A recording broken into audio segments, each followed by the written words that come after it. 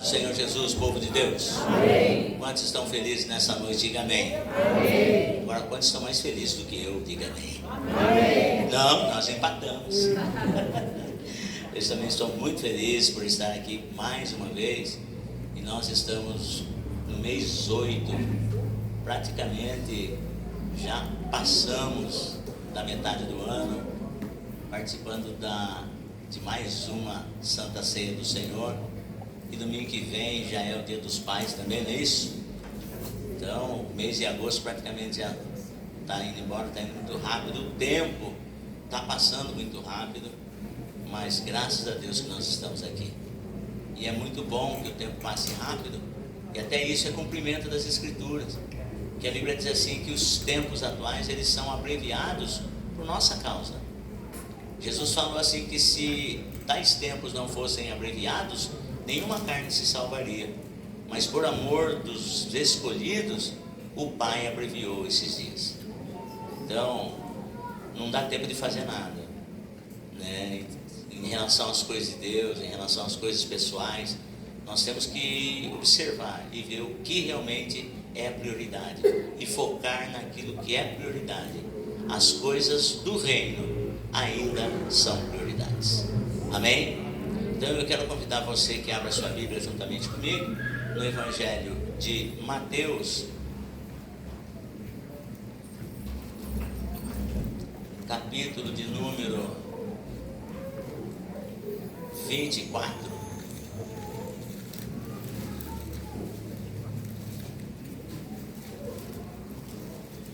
Eu vou ler alguns versículos, depois nós passaremos a ministração. Mateus capítulo 24, o verso de número 29.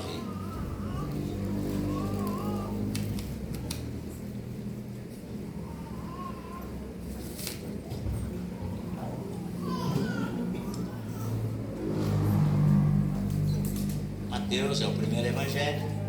Quantos encontraram, digo amém. Amém. Eu sei que está aí na tela, não vou nem olhar. E aí vai dizer assim, versículo 29 do capítulo 24 de Mateus. Lembre-se que essa passagem, ela começa no versículo 1 do capítulo 24, que traz por título o sermão profético, tá? E aqui são vários tópicos que o Senhor Jesus traz. E no versículo 29 ele diz assim: logo depois da aflição daqueles dias, que ele está dando assim, o sermão profético continua. Ele vai falar aqui da vinda do Filho do Homem. E logo depois da aflição daqueles dias, o sol escurecerá, e a lua não dará sua luz, e as estrelas cairão do céu, e as potências do céu serão abaladas. Então aparecerá no céu o sinal do Filho do Homem, e todas as tribos da terra se lamentarão, e verão o Filho do Homem vindo sobre as nuvens do céu, com poder e grande glória. E ele enviará os seus anjos com rijo clamor de trombeta, os quais ajuntarão os seus escolhidos desde os quatro ventos, de uma a outra extremidade dos céus. Aprendei, pois, esta parábola da figueira. Quando já os seus ramos se tornam tenros e brotam folhas, sabeis que está próximo o verão. Igualmente, quando virdes todas essas coisas, sabei que ele está próximo às portas. Em verdade vos digo que não passará esta geração sem que todas essas coisas aconteçam. O céu e a terra passarão, mas as minhas palavras não hão de passar. E eu vou prosseguir na continuidade, o versículo 36, que diz assim: porém, daquele dia e hora ninguém sabe, nem os anjos dos céus, nem o Filho, mas unicamente meu Pai. Porém, daquele dia e hora ninguém sabe, nem os anjos dos céus, nem o Filho, mas unicamente meu Pai. No Antigo Testamento, os profetas chamaram esse período aqui de o dia do Senhor. Eu quero que você se assente em nome de Jesus. E se puder, aplauda o nome do Senhor Jesus.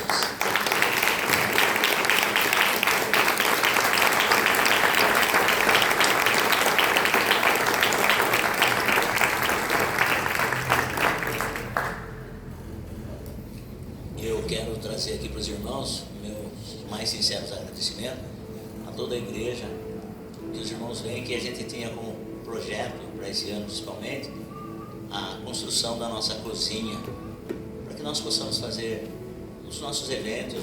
De repente o nosso café da manhã agora está sendo direto, e a gente não tem um local onde a gente possa se reunir, se possa preparar de acordo com o nosso alimento. E a gente quer fazer algumas cantinas também, com propósito de angariar recursos, né? E os irmãos ofertando e dizimando, contribuindo com a casa de Deus, isso é possível. Então, eu quero convidar os irmãos que continuem nessa fidelidade com Deus, através dos seus dízimos, através das suas ofertas, porque é para a obra do Senhor. Amém, igreja? Amém. Tá? E lembrar também que agora no mês de setembro nós teremos a nossa festividade, 15º aniversário do templo. Nós vamos estar fazendo uma grande festa, e aproveitando o ensejo, eu quero trazer à memória aqui algo que o nosso irmão Mauri, ele me fez refletir. Pastor Saludo, nós nunca fizemos uma celebração do próprio templo, dos anos que nós estamos aqui. Nós nunca fizemos. Por exemplo, tantos anos que nós estamos aqui, e isso eu tenho trazido no coração, e nós vamos trabalhar em cima disso. Amém, pessoal? Amém. O povo de Deus é um povo festivo, e todas as nossas festas não é para ostentação, mas é para a glória de Deus, e Deus tem se feito presente. E na verdade, olhando para o tema que nós estamos celebrando hoje, a Santa Ceia do Senhor, e a gente vem de uma correria muito grande, e aliás amanhã já começamos também o curso de teologia, e aí a correria está tamanha, está tremenda, mas Deus tem dado vitória. E aí, debruçando na mensagem para ministrar a palavra de Deus nessa noite no culto de Santa Ceia, e veio ao meu coração ministrar sobre a profecia de Jesus em relação ao arrebatamento. Não necessariamente entrar no campo profético, porque se você analisar, nós conhecemos o Senhor Jesus que cura, conhecemos o Senhor Jesus que salva, conhecemos o Senhor Jesus que batiza com o Espírito Santo, e conhecemos o Senhor Jesus que leva o cristão para morar no céu. Mas as profecias, porque ele era profeta, e as pessoas muitas das vezes perguntavam, mas quem é esse? Esse é o profeta de Nazaré, esse é o profeta de Israel. Então Jesus era profeta, e como profeta nós vemos assim acerca das suas profecias. Uma certa ocasião, dois dos seus discípulos, quando ele estava falando a respeito da ida para Jerusalém, e lá ele seria preso, seria julgado e condenado e morto, e aí os dois irmãos João e Tiago, ou Tiago e João, apelidado por Jesus por irmãos Boanerges, ou filhos do trovão, e eles chegaram para Jesus e disseram assim: mestre, ou Senhor, na consumação do reino, permita-me que eu me assente à tua direita e o meu irmão assente à tua esquerda no teu reino. Eles falaram: vocês não sabem o que vocês estão pedindo, porque vocês não podem ser batizados com o batismo com que eu sou batizado, ou podem? Ele disse assim: sim, Senhor, nós podemos. Eles falaram: pois bem, sim, serão batizados com o batismo que eu sou batizado, mas o assentar à minha direita ou à minha esquerda não me compete a mim, mas compete ao Pai que já para isso destinou. E realmente, aquilo que Jesus falou acerca dos irmãos, no capítulo 12 de Atos, nós vemos essa profecia, que Jesus falou: vocês serão batizados com o batismo que eu sou batizado, mas significando de que morte os irmãos sofreriam. No caso de Tiago, ele foi morto à espada. Enquanto Pedro estava na prisão, o Tiago, que estava junto ali na mesma ocasião, foi decapitado, foi morto. Então, aquilo que Jesus falou a respeito de Tiago, isso se concretizou. Mas você vê também que o Senhor Jesus trouxe algumas profecias. Por exemplo, quando ele está entrando em Jerusalém, só para recapitulamento dos irmãos, quando Jesus está entrando em Jerusalém, ele chorou sobre Jerusalém e disse: ah, Jerusalém, Jerusalém, quantas vezes eu quis ajuntar vocês a mim, como a galinha ajuntam debaixo de si os seus pintainhos, ajuntam debaixo das suas asas os seus pintainhos, e vocês não quiseram. Mas vai chegar um tempo que, no tempo da tua visitação, vocês chorarão e começarão a dizer a respeito desse dia. E eles não estavam entendendo o que Jesus estava falando, mas quando Jesus morreu e ressuscitou, subiu aos céus, isso no ano 33, 40 anos mais precisamente à frente, essa profecia se cumpriu. Que o exército romano entrou em Jerusalém, arrebentou com tudo, matou muita gente, e a profecia se cumpriu. O sermão profético, ele traz profecias. Isso que é muito interessante, nós, ao estudo das profecias, nós analisarmos.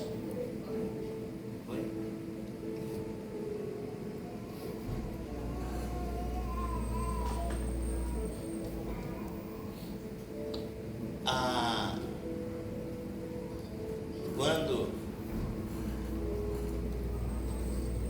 nós estamos estudando sobre profecias, é muito importante nós analisarmos essa questão, porque quando chega aqui no capítulo 24, Jesus falando a respeito da sua vinda, porque os seus discípulos lhe perguntaram, olha só, se você, no versículo 1, no versículo 1 do capítulo 24, diz assim: e quando Jesus ia saindo do templo, aproximaram-se dele os seus discípulos para lhe mostrarem a estrutura do templo. O templo judeu era o orgulho nacional, era o cartão de visita, era o centro religioso. Então, e eles ficaram, não tinha como descrever a beleza do templo, a estrutura, a construção. E eles mostraram para Jesus, e Jesus, porém, lhes disse: não vedes tudo isso? Em verdade vos digo que não ficará aqui pedra sobre pedra que não seja derribada. Que isso? Esse templo vai ser destruído? Tanto é que quando eles capturam Jesus, ou melhor, Jesus se deixa capturar, e eles falam, e uma das acusações era: ele falou que se derrubar esse templo, em 3 dias ele vai reconstruir esse templo. Mas Jesus estava falando a respeito de si, do templo chamado corpo. E eles utilizavam muitas das vezes a expressão que Jesus falava sobre o templo físico e o templo humano, como corpo humano, e usavam essas palavras muitas das vezes contra o mestre. Mas os discípulos, eles ficaram preocupados. Por quê? Porque o templo era o orgulho nacional, é ali que eles manifestavam a sua fé, é o centro religioso. Tanto é que quando Jesus ressuscitou e batizou eles com o Espírito Santo, eles deveriam sair pelos 4 cantos evangelizando, pregando, porque o templo ainda trazia o ritual judaico, trazia os seus sacrifícios, trazia todo o judaísmo ali ainda no templo. E agora Jesus vem falando assim: está vendo tudo isso? Na verdade, não ficará aqui pedra sobre pedra que não seja derribada. E os discípulos temeram perguntar a Jesus em público, mas o texto diz assim: que estando assentado no Monte das Oliveiras, chegaram-se a ele os seus discípulos em particular. Chegaram-se os seus discípulos em particular. Olha, irmãos, é muito importante. Existem questões que você pode abrir publicamente. Quando o assunto é fé, quando o assunto são as coisas de Deus, existem coisas que você tem que abrir publicamente, mas tem coisas que você precisa mastigar primeiro, tem coisas que você precisa digerir primeiro. Pô, mas será que é isso mesmo? Porque hoje em dia nós estamos vivendo pessoas pregando um evangelho assim, a bel prazer, fora do contexto bíblico. E tem muitas pessoas caindo nessa esteira aí, e está sendo pregado muitas heresias, está sendo pregado muita mentira, e às vezes as pessoas até com boa vontade estão fazendo a obra de Deus assim, achando que Deus não está preocupado com isso. Então o que nós precisamos fazer? Aprendemos com os discípulos de Jesus, olha o equilíbrio deles. Eles poderiam chegar para Jesus em público e falar: mestre, mas como assim? Como assim esse templo vai ser destruído? Eu não estou entendendo, mestre. E isso ia gerar muitas das vezes uma polêmica muito maior, porque todo mundo estava a fim de capturar Jesus. Alguém poderia sair falando assim: ó, você viu o que ele está falando? Ele vai pegar os discípulos dele e vai arrebentar com tudo isso aqui. Já visto que Jesus já tinha entrado no templo. Jesus já tinha entrado no templo com um chicote chamado de azorrague, e expulsando o cambista, metendo chicote em todo mundo. Olha, presta atenção, irmãos, que é muito sério. Num culto de Santa Ceia, nós precisamos aprender com o Senhor. E esses homens, 3 anos, algumas coisas eles aprenderam com Jesus. Tem muita coisa que nós precisamos aprender, que eles tinham que aprender. Mas o equilíbrio, a discrição em falar na hora que se deve falar, o que falar, como falar, isso é muito importante. Irmãos, existem pessoas entristecendo outras. Eu na minha razão eu falo. Não é assim, irmãos. Se nós estivermos analisando, o Espírito de Deus ele tem se entristecido ultimamente. Porque hoje em dia tem um jargão assim: mas eu já sou crente velho. Irmãos, seja um velho crente, mas nunca seja um crente velho. Eu ouvi de um pastor que ele dizia assim, que o crente velho ele vira capeta. É verdade mesmo, irmão. As pessoas se acham dono da verdade, quer fazer o que quer, do jeito que quer. Então nós aprendemos com os discípulos de Jesus exatamente isso. Eles chegaram em Jesus em particular. Irmão, eu estou pensando, irmão, tomar uma decisão e fazer isso, fazer aquilo. Irmão, me ajuda em oração. Amém, irmão. Vamos apresentar a Deus em particular e vamos ver o que Deus tem. Irmão, tá coisa assim. Não, irmão, peraí. Vamos consultar o mestre em particular. E eles chegaram para Jesus em particular. Porque existem coisas que você tem que esclarecer com os cristãos mais esclarecidos, mais amadurecidos. Eu não posso exigir de um novo convertido o mesmo grau de intelectualidade, espiritualmente falando, de um pastor, de um diácono, de um cooperador. Desses eu espero. Mas de um neófito, não. E às vezes nós queremos comparar exatamente isso. Não, o cara está lá, ele tem que fazer, porque assim eu não aceito, e ponto, acabou. Não é assim. Então aí os discípulos chegaram em particular. E detalhe, irmãos, quando se chega em Jesus no particular, ele nunca nos deixa em suspense. As nossas indagações, as nossas inquietações, o Senhor sempre tem uma resposta. E não se pode falar de Santa Ceia sem falar da volta de Jesus. Não se pode. Paulo, quando ele estava dando instrução aos coríntios, ele dizia assim: porque todas as vezes que comerdes este pão e beberdes este cálice, anunciais a morte do Senhor até que venha. Então, um dos fatores da Santa Ceia, nós temos que pregar com a nossa vida que nós estamos aguardando a volta do Senhor Jesus. Quantos estão aguardando a volta do Senhor Jesus? Então essa é a razão que você está aqui, participando do culto de Santa Ceia. E quando os discípulos chegaram a Jesus em particular, dizendo: dize-nos quando serão essas coisas. Primeiro, quando serão essas coisas? A segunda pergunta: e que sinal haverá da tua vinda e do fim do mundo? E aí Jesus começa no capítulo 24, ele começa discorrendo os sinais e vai falando, e quando chega aqui, no versículo 36, ele diz assim: porém, daquele dia e hora ninguém sabe.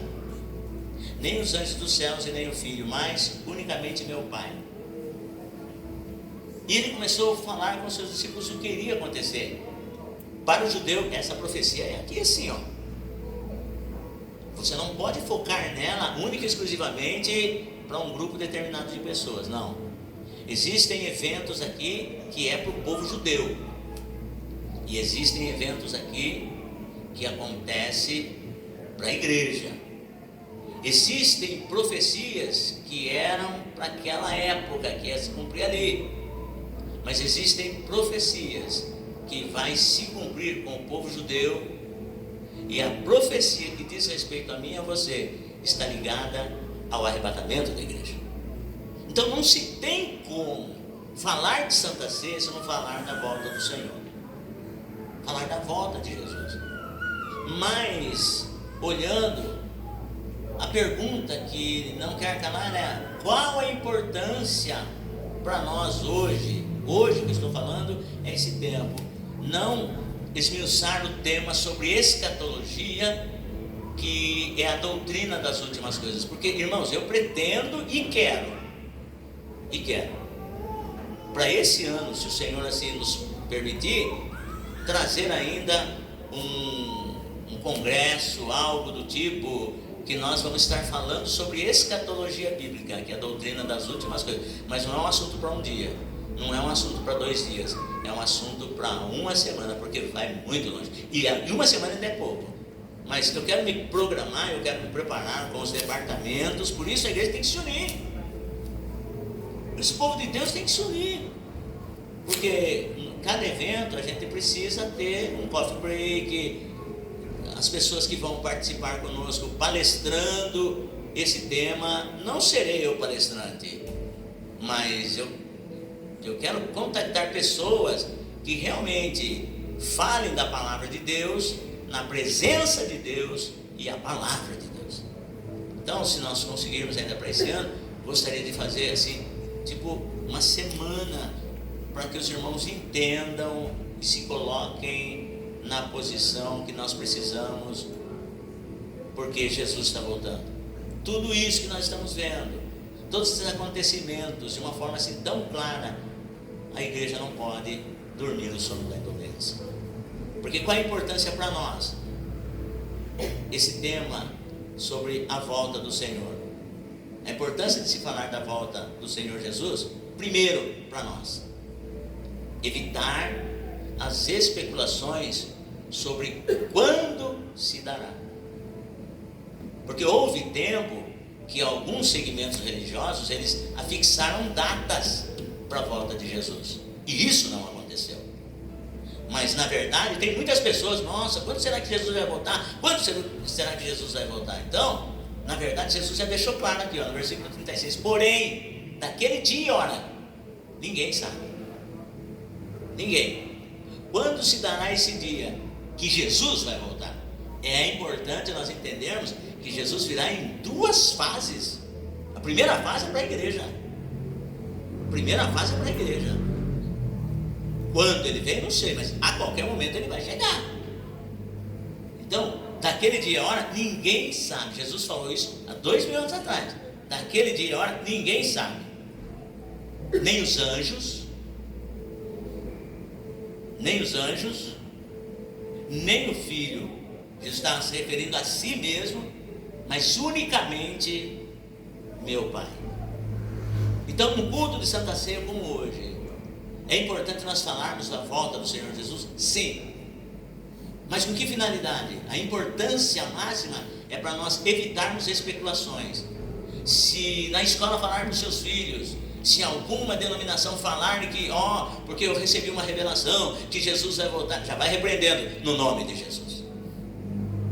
E não deixe, porque nos dias da igreja quando Paulo pregava aos Tessalonicenses, ele fala assim: olha, vocês não fiquem perturbados, não deixe que ninguém perturbe vocês com cartas ou profecias dizendo que o tempo do Senhor já chegou. Não, às vezes, irmãos, é tão difícil você manter uma igreja na santidade, na sã doutrina, na comunhão dos apóstolos e no partir do pão. Mas uma palavra, uma profetada arrebenta o ministério inteiro, irmão.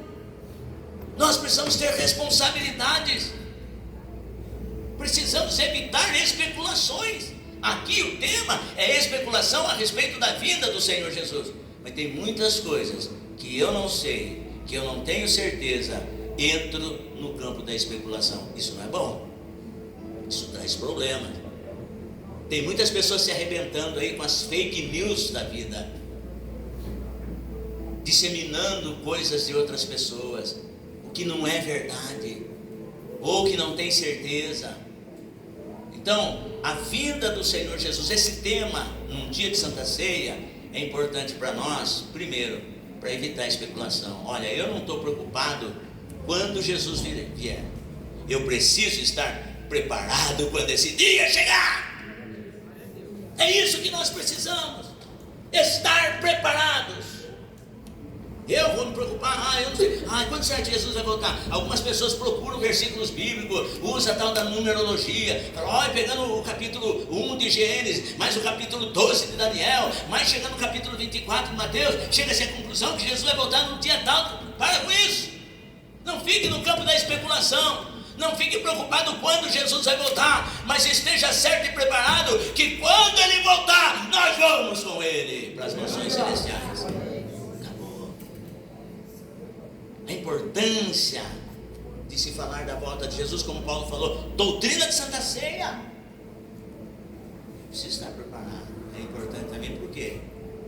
Porque eu preciso. Porque quando esse dia chegar, nós precisamos estar preparados. Parece que enquanto perceba que há evolução na ciência, nas tecnologias, na medicina, mas não se entristeça no que eu vou falar. No campo da espiritualidade, a humanidade não evolui. Porque Jesus, ele falou que daquele dia a hora ninguém sabe. Então nós não sabemos quando Jesus virá, mas nós podemos saber como a humanidade vai reagir ou reage. Por exemplo, ele diz assim, porém daquele dia e hora ninguém sabe, nem os anjos do céu, nem o Filho, mas unicamente meu Pai. E como? Aí ele começa. E como foi nos dias de Noé, assim será também a vinda do Filho do Homem. Olha lá, os dias de Noé, como que eram as gerações anteriores ao dilúvio, ou chamadas gerações antediluvianas. Jesus falou que comparou essa geração, esse tempo, com a geração de Noé. Era uma geração insensível em relação às coisas espirituais. Assim como foi nos dias de Noé, assim será também a vinda do Filho do Homem. Porquanto, assim como nos dias anteriores ao dilúvio, qual era a preocupação da geração de Noé, ou da geração antediluviana? Qual era a preocupação? A preocupação da geração antediluviana era comida, coisas materiais, coisas do mundo. Essa era, pastor, mas é errado não, nós vivemos no mundo, mas nós precisamos usar esse mundo com sabedoria. Nós precisamos usar os recursos que são nos oferecidos, mas não colocar isso como prioridades. Os Noés dos dias atuais é a igreja do Senhor Jesus, aonde se prega a palavra, e a mensagem que nós pregamos é que Jesus está voltando. Como nos dias anteriores ao dilúvio, qual era o comportamento da população nos dias de Noé? O público que Noé pregava. Nós como pregadores, nós como pastores, nós como obreiros e obreiras na casa do Senhor, qual é o público que nós servimos? É muito sério. Então essa geração, Jesus caracterizou era uma geração que comia, bebia, casava e dava-se em casamento até ao dia em que Noé entrou na arca. Era uma geração que eram preocupadas com as coisas materiais. Casamento é legal, é bíblico. Comer e beber é fantástico, faz parte da natureza. Agora, quando o assunto é espiritualidade, eles eram indiferentes. Porque não é simplesmente ele não pegava lá as suas ferramentas, os materiais e ia construir a arca. E ele não fez isso da sua própria cabeça. Deus mandou ele fazer. Os seus filhos, a sua esposa e as suas noras, elas abraçaram a ideia junto com Noé. Deixa eu falar uma coisa para você. Abraça essa ideia chamada Jesus Cristo. Abraça essa ideia. Ponha isso no teu coração. E mude o seu conceito em relação a: será que Jesus vai voltar ou não? Claro que ele vai voltar. Eles passarão os céus e a terra, mas as minhas palavras não vão passar. Citei algumas profecias que Jesus falou e se cumpriu, e essas profecias ele diz assim, que vai se cumprir.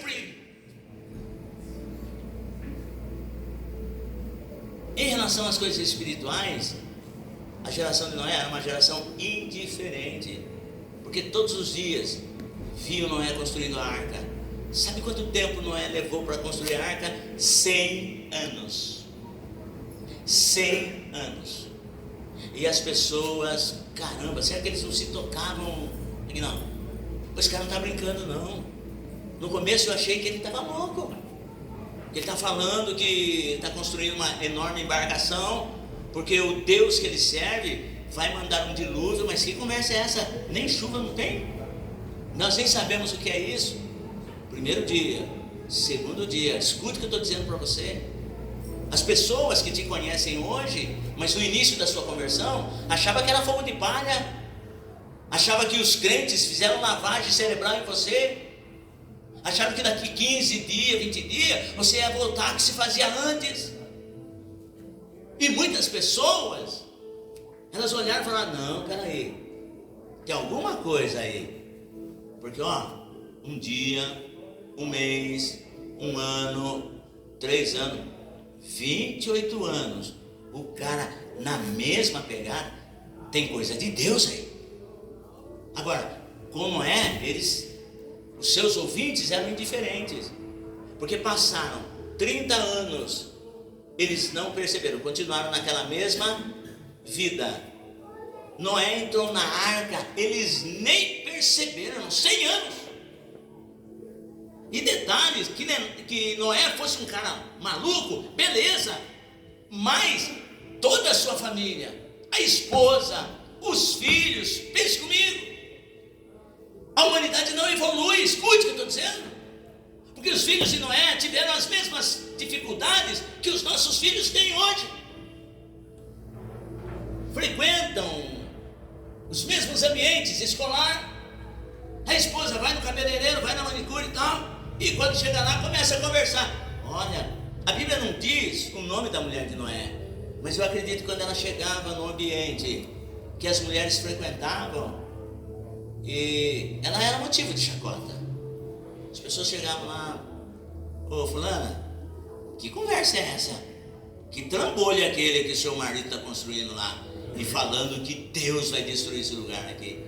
Eu acredito que as outras mulheres zombavam dela, mas quando ela chegava em casa, ela podia chorar nos braços do seu marido, mas ela dizia assim: meu bem, mas eu acredito no que Deus falou para você, eu acredito. E foram 100 anos, eles não acreditaram. Noé entrou na arca, eles não perceberam. Só que você percebe que é uma geração preocupada com as coisas humanas, com as coisas da terra. Em relação às coisas de Deus, eles eram indiferentes e eram também, como que eu posso, procrastinadores. Ou seja, deixar tudo para a última hora. E Jesus falou: essa geração é igualzinho. Vocês não saberão quando, mas vocês poderão saber como vai estar a humanidade nos seus dias, quando esse dia chegar. Então, se porventura o indiferentismo, se porventura as preocupações com aquilo que é mundano, ele tem mais proeminência nas nossas vidas, cuidemos para que nós não venhamos a ser pego como a geração de Noé. O que tem mais importância para você? As coisas de Deus ou as coisas humanas. Não vou nem falar do mundo, porque trabalho é essencial. O trabalho dignifica o homem, e é através do trabalho que nós abençoamos a nossa família, tiramos os nossos dízimos, as nossas ofertas e ajudamos os nossos irmãos. Mas o que tem prioridade, o que tem tomado prioridade na sua vida, e as coisas de Deus, você tem trazido com seriedade ou com indiferença? Porque se ninguém sabe o dia que Jesus vai voltar, coisas simples nós também não sabemos. Alguém aqui sabe quando vai morrer? Alguém aqui sabe o dia que vai morrer? A hora que vai morrer? E a causa da morte? Ninguém sabe. E coisa simples, que diz respeito a nós. Imagine as coisas de Deus. Quem vai saber o dia, a hora e a causa é o legista. É o médico legista. Vai chegar lá, vai atestar o óbito com a causa, a morte. Mas como que foi? Ah, não sei, estava aí conversando, pagou. Aí o legista vai colocar lá no atestado de óbito: no dia tal, a hora tal, faleceu fulano de tal, a causa mortes, isso. Estávamos ministrando numa igreja ontem e vimos uma amiga nossa lá, muito triste, chorosa, porque há 8 meses atrás ela perdeu o esposo, tão novinha, o esposo tão novinho. Ela chorando para minha esposa, ela disse assim: eu nunca ia imaginar que eu ia ficar viúva tão cedo. Nós não sabemos.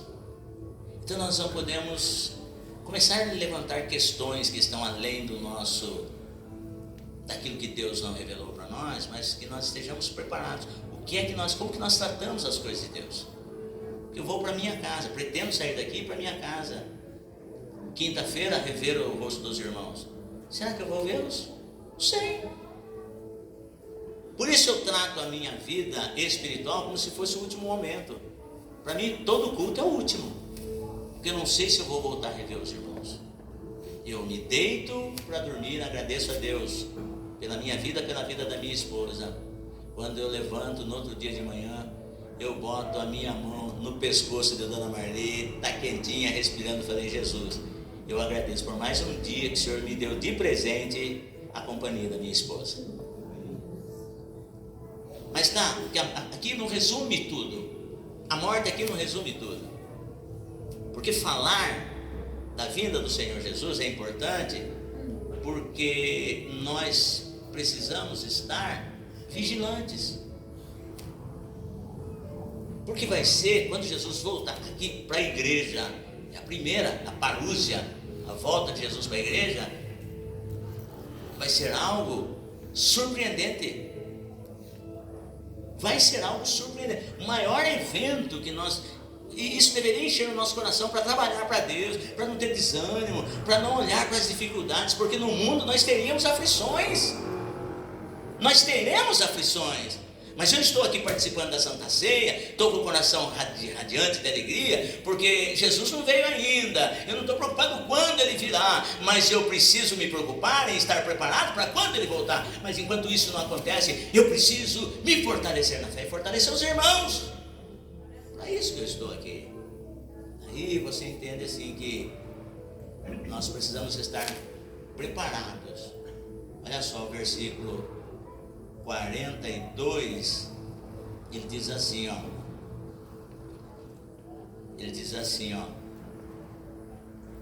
vigiai. Esse é o meu papel. A importância da Santa Ceia para mim é que eu traga em vigilância os acontecimentos ao meu redor, que eu falo: pô, meu negócio tá pegando. Diz assim, vigiai, pois porque não sabeis a que hora há de vir o vosso Senhor. Será algo surpreendente, muito surpreendente. Mas considerai isso, presta atenção, porque os discípulos estavam em particular. Jesus estava falando com os discípulos em particular. Mas considere isso, ponha isso na mente, ponha isso no coração, coisa tão simples. Ele diz assim: Mas considera isto: se o pai de família soubesse a que vigília da noite havia de vir o ladrão, vigiaria e não deixaria que fosse arrombada a sua casa. Porque que ladrão vai chegar na casa do indivíduo e falar: meu, amanhã, da hora, você pode esperar, que eu vou roubar a sua casa. Imagine.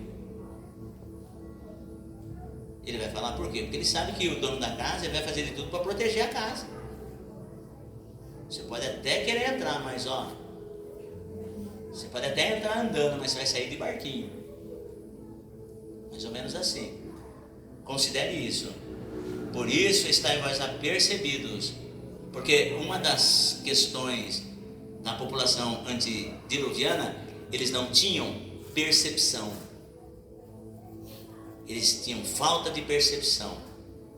Olha só, eles não perceberam quando Noé entrou na arca, eles só se deram conta quando o dilúvio chegou, mas aí já era tarde demais. Procrastinadores e não tinham percepção. Então comecemos a perceber as coisas. A percepção aqui se chama discernimento. Nós temos que ter discernimento do tempo, temos que ter discernimento de espírito, temos que ter discernimento das coisas, porque as coisas não estão como antes. A maneira como nós cultuávamos a Deus não é igual. Eu estava conversando com o pastor e falava: pastor, quanto tempo vai que a gente não se vê? Para muitos anos. Pastor percebe que as coisas estão diferentes? Com certeza. E aí ele diz assim: por isso estáis vós apercebidos também, porque o Filho do Homem há de vir a hora em que não penseis. Então, percepção. A importância de se falar da volta de Jesus num culto de Santa Ceia é evitar especulações. Segundo, mantermos-nos preparados para esse dia, percebendo as coisas. O espiritual, ele compara as coisas no âmbito da espiritualidade. Ele discerne bem todas as coisas, e ele mesmo de ninguém é discernido. Por quê? Porque as coisas espirituais se discernem pelo Espírito Santo. Quantos tem o Espírito Santo aqui nessa noite? E é o Espírito Santo que será o agente do arrebatamento. É ele que vai nos levar de encontro ao noivo. Estar vigilante, 3 esferas. Primeiro, no trabalho. E a importância desse tema é tão forte que Jesus contou algumas parábolas relacionadas a isso. Quando se fala em vigilância, nós precisamos estar preparados em relação ao trabalho, porque esse é o primeiro campo: o trabalho, a igreja. Por isso que eu disse que esse tema, essa porção aqui, é voltada para a igreja, para os crentes, cristãos em Cristo, na pessoa bendita do Senhor Jesus. Como é? Jesus, ele traz o estudo de forma binária. Ele traz sempre os dois lados: o bom e o ruim, o certo e o errado, o nécio e o tolo. Perceba, nós precisamos estar preparados e saber quem somos, e se aquilo que somos agrada ao Senhor. Se não, chegamos ele em particular e falamos: Senhor, eu preciso que o Senhor me mude. Olha só, no versículo 45, Jesus diz assim: quem é, pois, o servo fiel e prudente, que o Senhor constituiu sobre a sua casa para dar o sustento a seu tempo? Então, quem é, pois, o servo fiel e prudente? Aqui você encontra algumas características do servo fiel e prudente. Olha só: fidelidade, prudência, obediência, comprometimento e constância. Esse é o servo bom e prudente. Mas Jesus, ele nunca enganou ninguém. Ele diz assim, que no mesmo lugar onde tem o trigo também tem onde tem o trigo também tem Você pode falar mais alto: onde tem o trigo também tem Diga assim: onde tem o servo bom e fiel, tem também o servo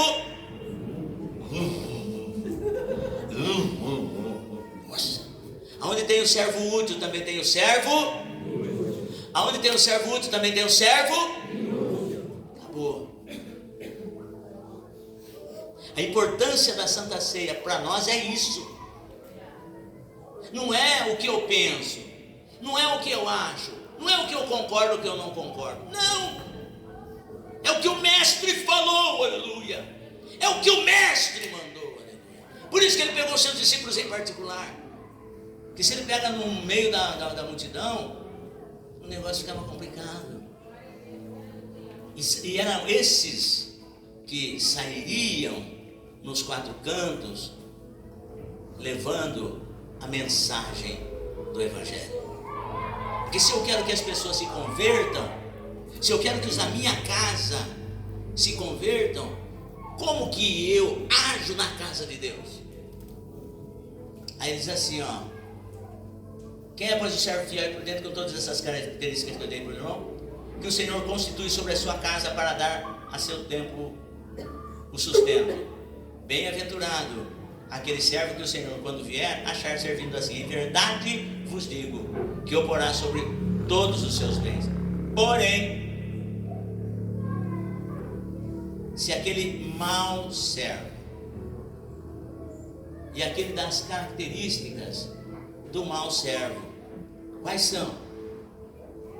Irresponsabilidade, violência, glutonaria, bebedice e falta de compromisso. Falta de compromisso. Ele diz assim, ó: porém, se aquele mau servo, com todas essas características aqui, porém, se aquele mau servo disser consigo, o meu Senhor tarde virá. Ou seja, ele quer fazer o que é bom, o que é certo, na presença do Senhor, mas na ausência. E aí ele começa a ter um pensamento ruim: ah, meu Senhor nem vai vir já. Quer saber uma coisa? Se aquele mau servo disser consigo, o meu Senhor tarde virá, e começar a espancar os seus conservos, e a comer e a beber com os bêbados, virá o Senhor daquele servo num dia em que o não espera, e a hora em que ele não sabe. Surpresa. Surpresa. E separá-lo-á e destinará a sua parte com os hipócritas. Ali haverá pranto e ranger de dentes. Eu estou falando, essa parábola do servo diz respeito a nós, obreiros, obreiras, membros e membras inseridos no corpo de Cristo. Porém, tem mais uma parábola, a parábola dos 10 talentos. Eu pulei aqui a parábola das 10 virgens. Estou vendo o horário lá, não vai dar certo, não vou conseguir. Então eu estou pulando para a parábola dos 10 talentos. Por quê? Porque na parábola das 10 virgens é o eu estar preparado com o meu testemunho. Lâmpada acesa e azeite, que é o Espírito Santo. Eu tenho que estar preparado com o meu testemunho. Eu preciso dar testemunho tanto aqui quanto na minha casa, no meu bairro, aonde eu estiver. Esse é o meu testemunho. Lâmpada acesa, azeite para manter a lâmpada acesa e a reserva de azeite. Esse é o meu testemunho. Capítulo 25, sobre a parábola das 10 virgens. Porque onde tem virgens sábias, prudentes, também tem virgens tolas que não carregam. Então essa é muito importante. Agora, a parábola dos 10 talentos, se a dos 2 servos diz respeito à minha vida dentro da igreja, o meu ministério, o meu chamado, o louvor, departamento infantil, departamento de mulheres, departamento de obreiros, eu preciso estar inserido.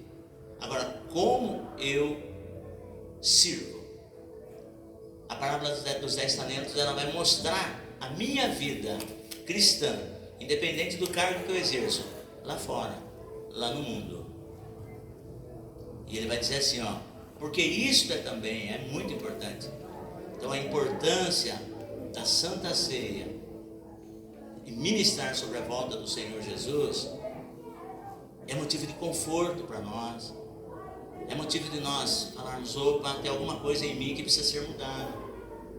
Aí vai dizer assim: Porque isto é também como um homem que, partindo para fora da terra, chamou os seus servos e entregou-lhes os seus bens.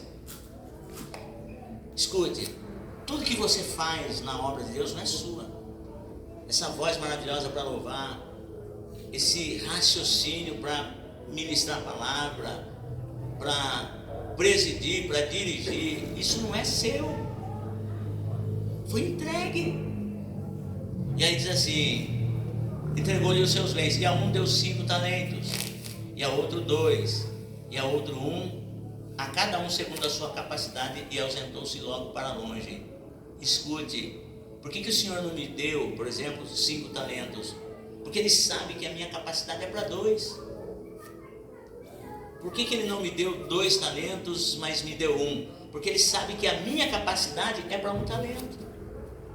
E aí quando eu começo a olhar, mas o irmão prega, o irmão canta, o irmão faz, o irmão... por que eu não posso fazer? Escute. E tendo ele partido, o que recebera 5 talentos, negociou com ele e granjeou outros 5 talentos. Olha a rapidez, é urgência no negócio. Não, aqui não há procrastinação, aqui não há letargia, aqui é fervor. Quando o Senhor partiu, o que recebeu 5 talentos saiu rapidamente, falou: não, eu preciso granjear pelo menos mais 5 talentos, e foi. E o que recebeu 2 talentos também imediatamente foi e granjeou com eles outros 2 talentos. Mas tem um porém aqui.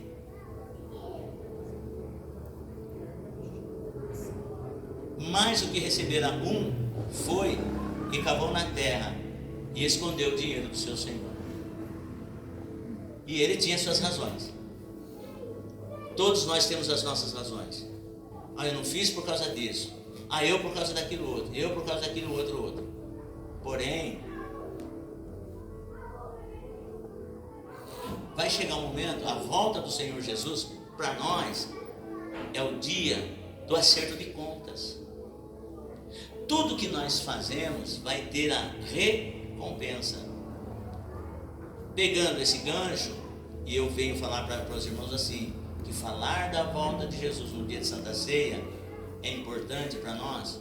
Por quê? Porque nessa parábola dos 10 talentos são as suas aptidões, os recursos que Deus te deu, as suas habilidades que o Senhor te deu para você ganhar almas. Então, ou você tem 5, ou você tem 2, ou você tem 1. O que é que você está fazendo com os talentos que o Senhor te deu? Isso é muito importante. E falar na Santa Ceia da volta de Jesus é nos importante para nós sabermos que esse dia vai ser um dia, primeiro, de muita alegria. Porque aqueles que receberam 5 talentos e chegou para o seu Senhor e falou: ah, Senhor, tu me deste 5 talentos, e eu granjei com eles mais outros 5 talentos. Vai ter alegria para ele, bem-aventurado. Olha, você foi fiel no pouco, então sobre muito eu te colocarei. Entra no gozo do seu Senhor. E o que recebeu 2 talentos também é a mesma coisa. Olha, o Senhor me deu 2 e eu granjei com eles outros 2. O Senhor daquele servo fala: olha, você foi bem-aventurado, foi fiel no pouco, sobre muito eu te colocarei. Entra no gozo do seu Senhor. Isso é dia de grande alegria. Mas no dia da volta do Senhor, no dia da vinda do Senhor, será também um dia de grande tristeza e vergonha. Guarde bem isso. Essa profecia que Jesus contou é para mim e para você. Que naquele dia que nós sejamos galardoados, que seja para nós um dia de muita alegria, mas não seja um dia de vergonha, um dia que nós poderemos falar: puxa vida, eu poderia ter feito mais e não fiz. Então a Santa Ceia para nós é: ainda dá tempo de você ser um servo melhor. Ainda dá tempo de você granjear com os talentos ou o talento que Deus te deu, para você granjear mais. Ainda dá tempo. Sabe por quê? Eu tenho uma boa notícia para você: Jesus ainda não voltou. Jesus ainda não voltou. Eu, através dessa palavra, eu fui impactado. Falei: Senhor, a minha oração: Senhor, eu quero ser uma pessoa melhor. Eu não quero ser melhor na eloquência de falar, eu não quero ser melhor do que ninguém, não. Senhor, eu quero ser melhor para servir a igreja ao qual o Senhor me colocou para dar a seu tempo a ração. Então que cada um possamos pegar a nossa parte e continuemos sendo servos úteis, e quando nos acharmos servos úteis e fizermos tudo que nos foi mandado, que nós nos consideremos inúteis, porque só fizemos o que nos foi mandado. E a graça de Deus, com certeza, continuará nos nossos corações. Amém, igreja? Amém. Você pode dizer Maranata, Maranata, Maranata. Ora vem, Senhor Jesus. Diga assim: Senhor, me ajuda a ser um servo melhor.